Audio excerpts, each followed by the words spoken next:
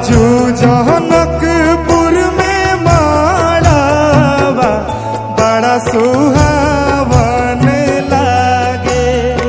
आजू जनकपुर में माड़ावा बड़ा सुहावन लागे।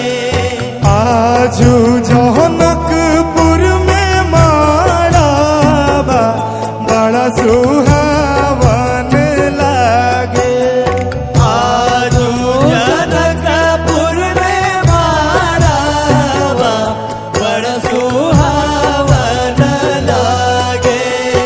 आजू जनकपुर में माड़ावा बड़ा सुहावन लागे। आजू जनकपुर में माड़ावा बड़ा सुहावन लागे।